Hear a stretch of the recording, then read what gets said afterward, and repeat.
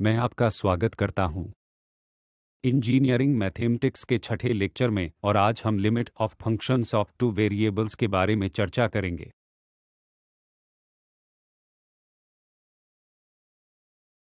तो आज हम विशेष रूप से विभिन्न वेरिएबल्स के डिफरेंशियल कैलकुलस और फंक्शंस के बारे में चर्चा करेंगे। और इससे पहले कि मैं आपको लिमिट्स से परिचित कराऊं, मैं आपसे अनेक प्रकार के फंक्शंस के बारे में चर्चा करना चाहता हूं। इसका मतलब है कई वेरिएबल्स। तो आइए सबसे पहले मैं आपको फंक्शंस ऑफ टू वेरिएबल्स के बारे में बताता हूं। एक function z f x y के बराबर है, इसलिए यह फंक्शन ऑफ वन वेरिएबल के समान है। हम कंसिडर करें कि y जो x के फंक्शन के समान है, तब वहां सिर्फ एक ही बार वेरिएबल दिखाई पड़ता है, परंतु यहाँ z दो वेरिएबल्स x और y पर निर्भर करता है, इसलिए वह टू वेरिएबल्स का एक फंक्शन है और यह टू वेरिएबल्स x और y के रियल वैल्यूड फंक्शन है। यदि हर बार एक्स वाई प्लेन के किसी भाग का x y domain of function कहा जाता है। और यदि हम इस वैल्यू प्रयोग इस नियम के द्वारा करें कि f बराबर है z के और यह बराबर है f एक्स वाई के, दिए गए नियम के अनुसार f एक्स वाई एक रियल वैल्यू z होगी, तब हम इस फंक्शन को फंक्शन ऑफ टू वेरिएबल्स कहते हैं। तो डोमेन क्या है? डोमेन मूल रूप से एक्स वाई प्लेन में एक्स वाई बिंदुओं का एक सेट है जहां f एक्स वाई को परिभाषित किया गया है। और अब बात करते हैं रेंज की। एक्स और वाई बिंदुओं के अनुरूप z की सभी संभावित वैल्यूज का संग्रह रेंज कहलाता है। यहाँ हम इन एक्स वाई को डिपेंडेंट इंडिपेंडेंट वेरिएबल्स कहते हैं और z को डिपेंडेंट वेरिएबल कहते हैं। तो इस स्थिति में मान लीजिए कि एक्स वाई और z एक्सिस का कोऑर्डिनेट सिस्टम है और उदाहरण के लिए यही बिंदु एक्स वाई प्लेन में जिसे बिंदु द्वारा निर्देश किया जाता है और एक्स वाई प्लेन पर कोऑर्डिनेट बिंदु एक्स और वाई द्वारा दिया गया है। तो इस बिंदु के अनुरूप अगर हम इस एफ एक्स वाई को कंप्यूट करेंगे, तब उदाहरण के लिए यह बिंदु पर यहाँ उसकी ऊंचाई जेड एक्सिस के साथ बिंदु एक्स वाई में है, तो इसका फंक्शन एफ एक्स वाई होगा। तो इस बिंदु पर यहाँ तीन डायमेंशनल सिस्टम का x coordinate comma y coordinate और जेड कोऑर्डिनेट जो एफ एक्स वाई है। अब अगर हम इन सभी बिंदुओं को पॉइंट इन डोमेन के अनुरूप एकत्र करें तो एक सरफेस बन जाएगा। यह थ्री डायमेंशनल प्लेन पर टू वेरिएबल्स का फंक्शन एक सरफेस को दर्शाता है। तो यही फंक्शन जेड है जो एफ एक्स वाई बराबर है, जो थ्री डायमेंशनल कोऑर्डिनेट सिस्टम के सरफेस को दर्शाता है। अब मान लीजिए कि जेड स्क्वायर रूट के एक minus x square minus y square के बराबर है। क्योंकि यह रियल जेड है, तो इस हिसाब से तब तो one minus x square minus y square शून्य के बराबर या उससे अधिक होना चाहिए। और इसका मतलब है कि x square plus y square एक से कम या बराबर हो सकता है। और अत हमें यह डोमेन डी मिलता है जहां सभी बिंदु आर में शामिल हैं, मतलब दोनों रियल्स हैं और एक्स वाई प्लेन में हैं। जहां x square plus y square जो एक से कम या बराबर है, तो यह एक्स वाई प्लेन में एक गोलाकार डिस्क है जो इस फंक्शन z में डोमेन का फंक्शन है, जो स्क्वायर रूट एक minus x square minus y और रेंज के बराबर है। वैल्यूज z के संभावित वैल्यूज के इस डोमेन के पॉइंट्स रेंज है। अगर हम नोटिस देंगे कि x square plus y square जो एक से कम या बराबर है, तो यह स्क्वायर रूट के वैल्यू यहाँ शून्य और एक से संबंधित है। तो यही रेंज यहाँ सारे पॉइंट्स z रियल एक्सिस से और जहाँ z शून्य और एक के बीच में है। यह इस ग्राफ एक फंक्शन है जो कि मूल रूप से स्फीयर आधा स्फीयर है, जो स्फीयर के ऊपर एक भाग है, क्योंकि यहाँ z एक्सिस x एक्सिस और y एक्सिस है। तो यह डोमेन यहाँ जो कि गोलाकार disc x square plus y square शून्य से कम या समांतर है और प्रत्येक पॉइंट में गोलाकार डिस्क में हमने z के वैल्यू से कंप्यूट की है और z का वैल्यू और सरफेस को प्लॉट किया है x। तो यह है कि इंटरप्रिटेशन जो कि जियोमेट्रिकल इंटरप्रिटेशन के फंक्शन के दो वेरिएबल्स। अब लिमिट और कॉन्टिन्यूटी भाग की ओर जाने से पहले हमें दो बिंदुओं के बीच डिस्टेंस और अवधारणा को देखना है। एक्स वाई प्लेन में अगर दो पॉइंट्स P और Q है, यहाँ दो निर्देशांक होने से x0 y0 और x1 y1, तब दो बिंदुओं के बीच डिस्टेंस क्या है जो हम आसानी से पता लगा सकते हैं। अगर हम इस त्रिभुज का निर्माण करें तब यह यहाँ लंबाई समझो जैसे y1 माइनस y0 और यह तो 1 माइनस x0 हो सकता है। और अब यह डिस्टेंस पी क्यू एक्स का स्क्वायर रूट है 1 माइनस एक्स स्क्वायर और plus y 1 minus y square. तो यही डिस्टेंस है x 1 minus x square plus y 1 minus y शून्य होल स्क्वायर और स्क्वायर रूट। हम भी अब ए पॉइंट पी एक्स शून्य वाई शून्य नेबरहुड का परिचय करेंगे। अगर एक पॉइंट एक्स वाई प्लेन में x0 y0 है जो यहाँ P द्वारा निर्देश है, तब हम अब यहाँ पॉइंट P के डेल्टा नेबरहुड का परिचय देंगे जो आमतौर पर n डेल्टा P या np डेल्टा का निर्देश करता है। तो यहाँ n डेल्टा P सभी बिंदुओं यहाँ x y द्वारा दिया गया है जिसका डिस्टेंस पॉइंट x0 y0 से डिस्टेंस पॉइंट P से डेल्टा से कम है। तो स्वाभाविकता अब यह एक यहाँ फिर से एक खुला गोलाकार डिस्क है जो यहाँ प्रदर्शित हुआ है। क्या वह ए पॉइंट P, क्या यहाँ त्रिज्या डेल्टा है? और अब सभी पॉइंट्स यहाँ इस डिस्क संबंध को संतुष्ट करते हैं।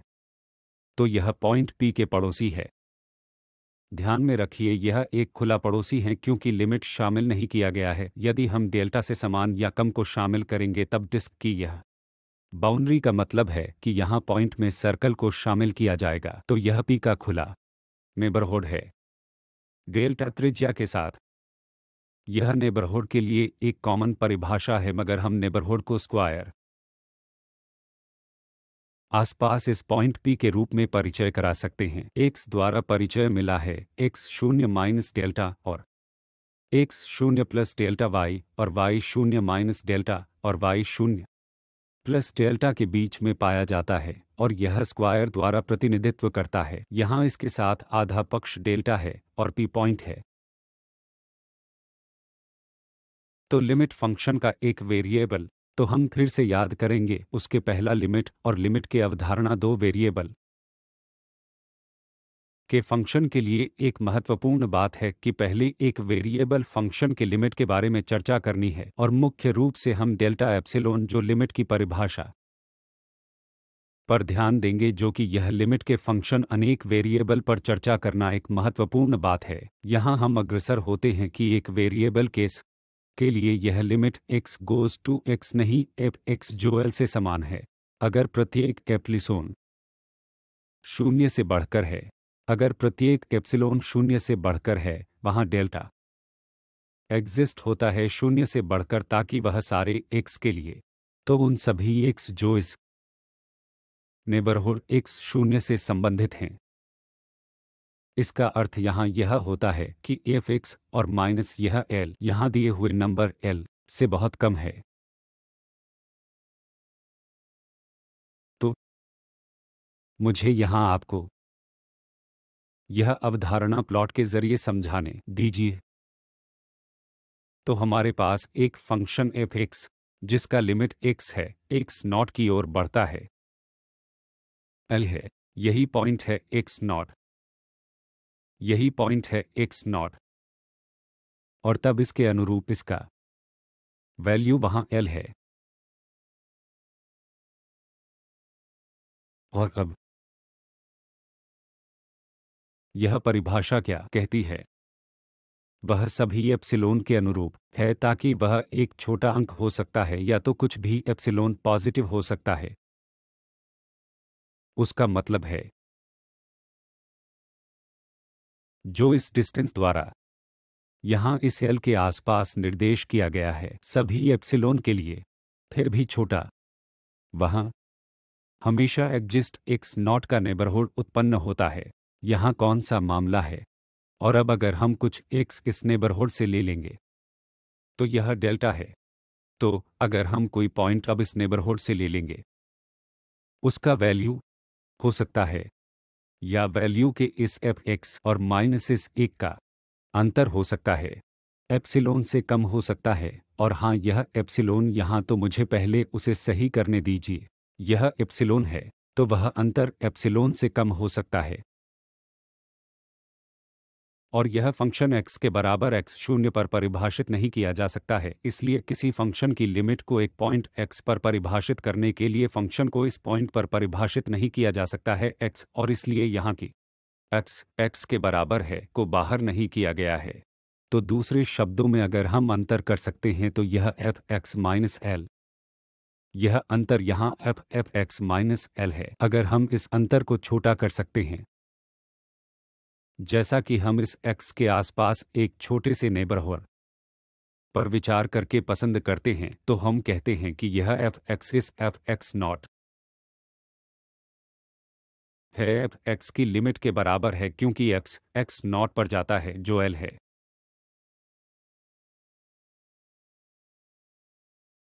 तो यहाँ अब इस उदाहरण को लेते हैं कि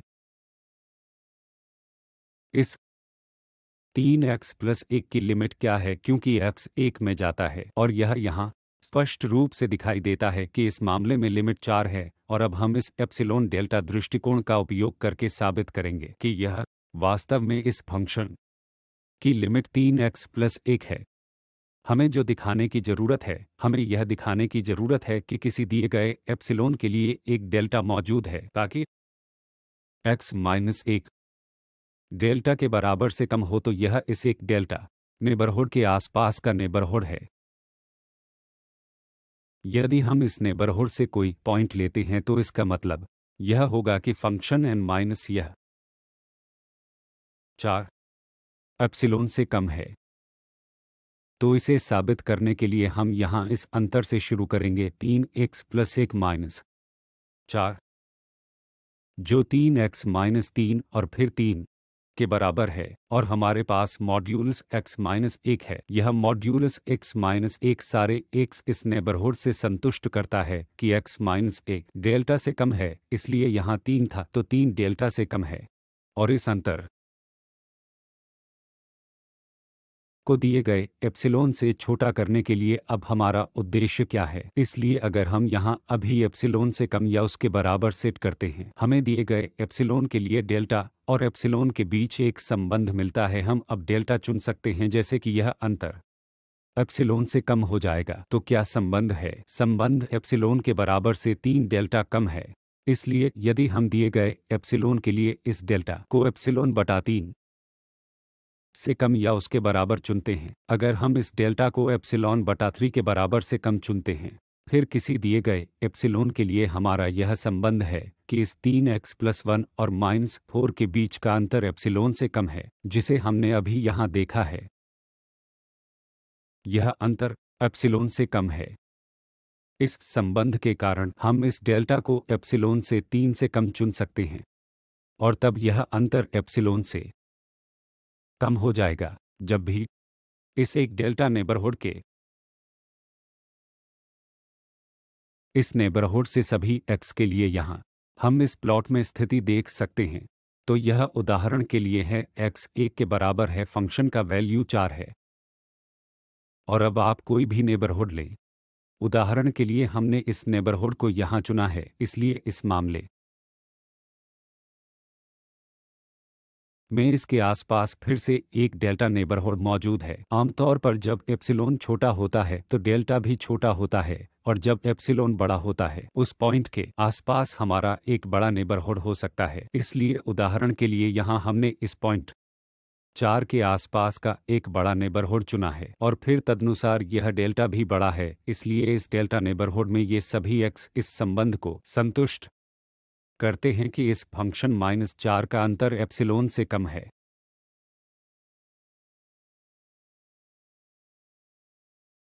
तो एक लिमिट के गैर अस्तित्व के लिए क्या होगा यदि एक लिमिट मौजूद नहीं है? उदाहरण के लिए इस मामले में जैसे ही x के करीब पहुंचता है, लिमिट चाहे दाएं या बाएं l के बराबर नहीं है। और क्या होगा यदि हम यहाँ इस l के आसपास एक नेबरहुड प्राप्त करने का प्रयास करें और इस x के आसपास संबंधित नेबरहुड मौजूद नहीं होगा या नहीं? तो यहाँ उदाहरण के लिए यह एप्सिलॉन नेबरहुड है, लेकिन हम इस मामले में क्या देखते हैं कि इस x का कोई नेबरहुड नहीं है, न ही आप जो भी छोटा नेबरहुड लेते हैं और इसके बीच कोई x नहीं है। फंक्शन वैल्यू और इस लिमिट के बीच का अंतर यहाँ इस एप्सिलॉन से अधिक होगा। तो यह स्पष्ट रूप से दिखाई दे रहा है कि आप यहाँ इस नेबरहुड में किसी भी पॉइंट को लेते हैं और फिर x और इस l के बीच का अंतर यहाँ दिए गए एप्सिलॉन से बढ़ जाएगा। इसलिए इस स्थिति में हमारे पास यह संभावना नहीं है कि किसी दिए गए एप्सिलॉन के लिए इस x0 के आसपास एक डेल्टा नेबरहुड मौजूद हो। इस स्थिति में किसी दिए गए एप्सिलॉन के लिए कोई डेल्टा मौजूद नहीं है, जैसे कि यह अंतर f(x-l) एप्सिलॉन से कम है, जहां यह x इस डेल्टा नेबरहुड से है।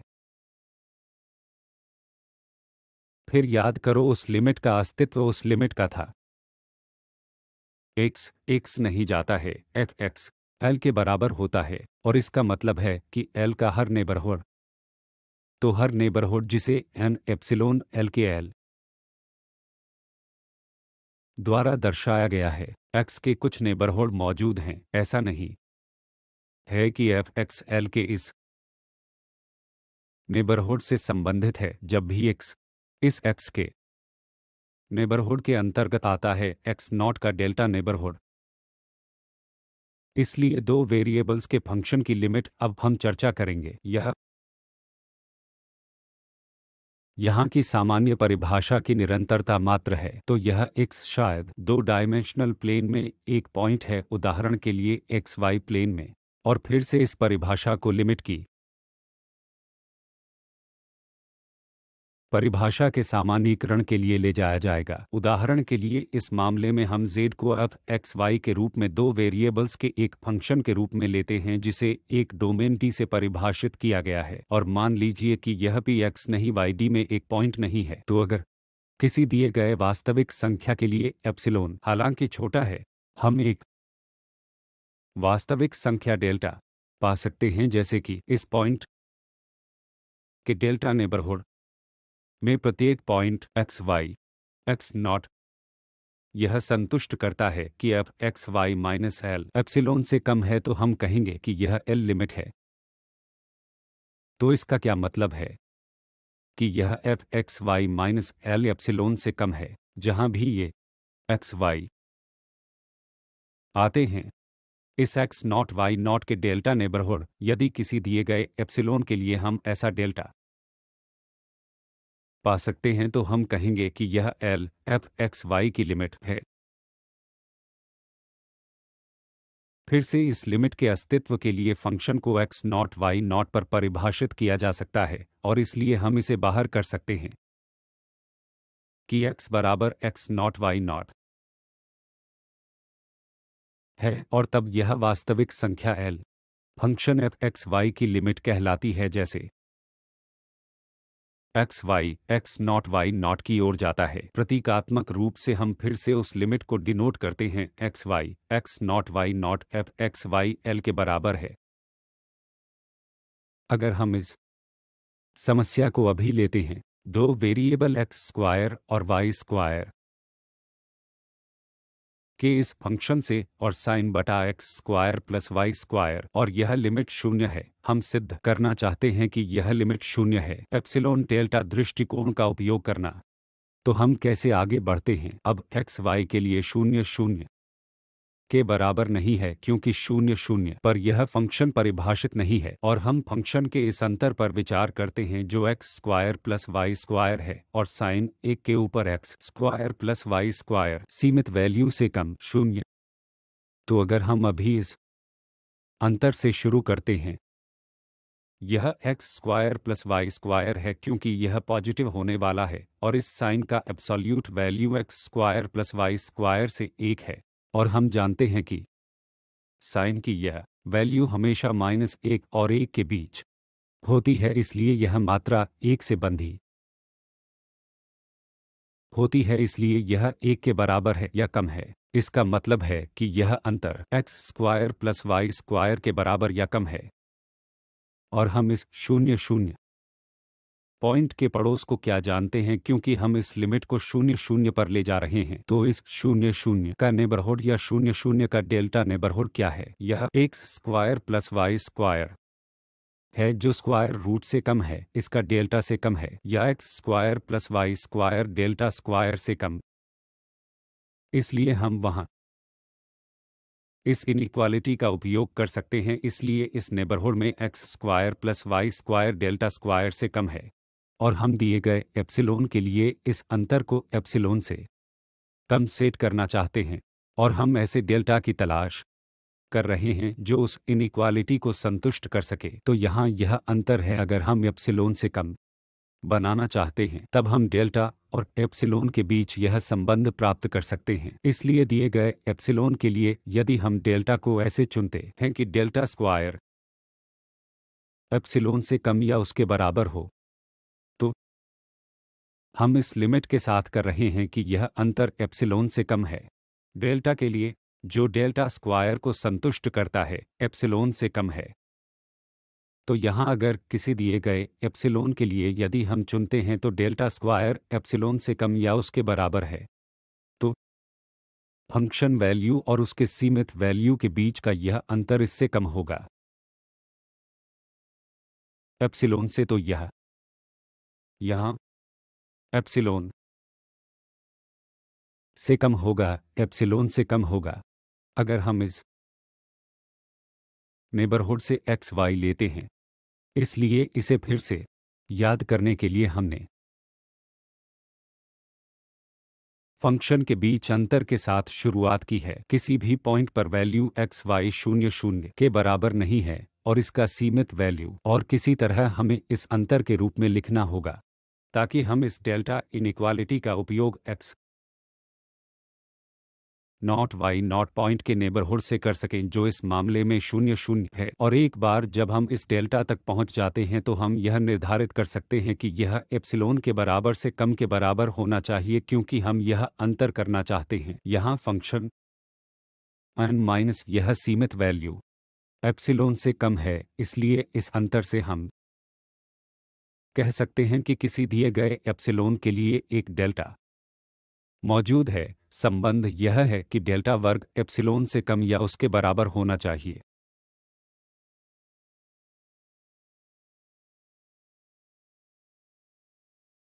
एक और उदाहरण जहां हमें यह सिद्ध करने की आवश्यकता है कि यह लिमिट एक्स वाई 0 0 हो जाती है एक्स वाई बटा x square plus y square और उनका स्क्वायर रूट 0 है। तो इस मामले में फिर से फंक्शन परिभाषित नहीं होता है जब एक्स वाई 0 0 पर जाता है। इस कारण से x square plus y square तो यह 0 हो जाएगा। लेकिन क्या हमें अब साबित होगा कि यह लिमिट 0 है?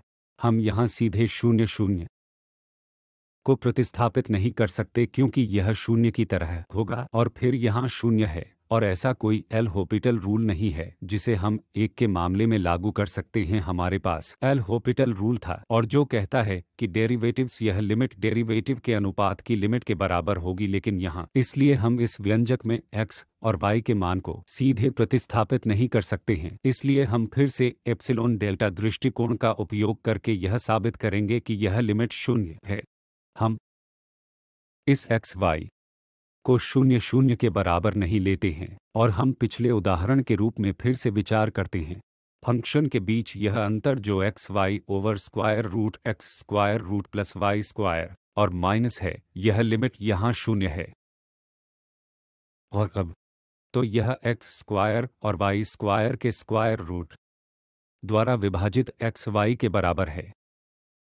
और अब यह पॉजिटिव है, इसलिए हमारे पास मूल रूप से एक्स वाई का एब्सोल्यूट वैल्यू है जो इस x square plus y square से विभाजित है। और अब लक्ष्य वही है कि हम सब कुछ नेबरहुड की इनइक्वालिटी के संदर्भ में लिखना चाहते हैं, जो इस मामले में होगा क्योंकि हमारे पास 0 0 पॉइंट है, यह एक्स स्क्वायर और वाई स्क्वायर होगा और उनका स्क्वायर रूट, इसलिए हम अब इस व्यंजक को एक्स स्क्वायर प्लस वाई के रूप में रूपांतरित करेंगे ताकि हम अब यहाँ ध्यान दें कि यदि हम इस इनइक्वालिटी को x माइनस वाई पूरा स्क्वायर, जो यहाँ स्क्वायर के कारण हमेशा 0 से बड़ा या बराबर होता है, और फिर हमें यहाँ क्या मिलता है, एक्स स्क्वायर प्लस यह वाई स्क्वायर और फिर माइनस एक्स वाई 0 से ज़्यादा, जिसका अर्थ यह होगा कि यह x square plus y square 2x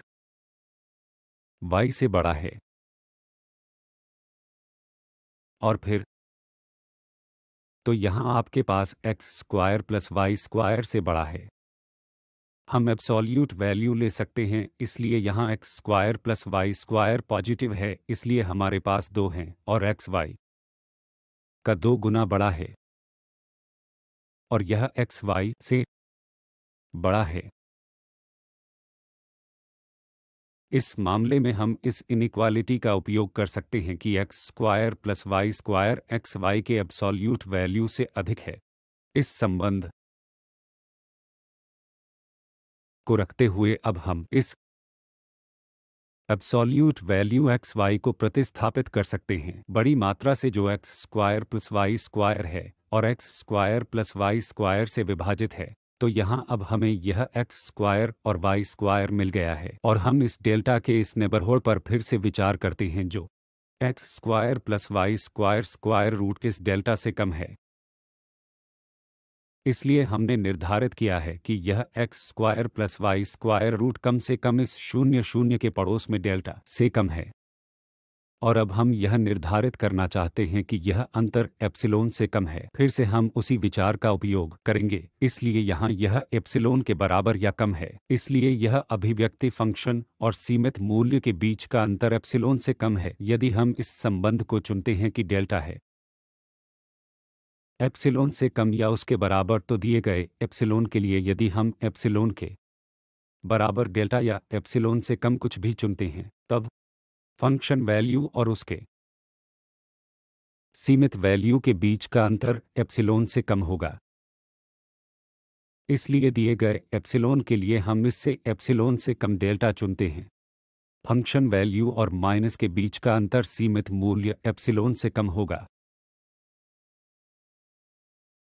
तो अब अंत करने के लिए हमने दो वेरिएबल्स के फंक्शन पर चर्चा की है। मुख्य रूप से z f x y के बराबर है, इसलिए यहाँ x और y हैं स्वतंत्र वेरिएबल ताकि वे कोई भी वैल्यू ले सकें, और यह z इस कार्यात्मक वैल्यू के वैल्यू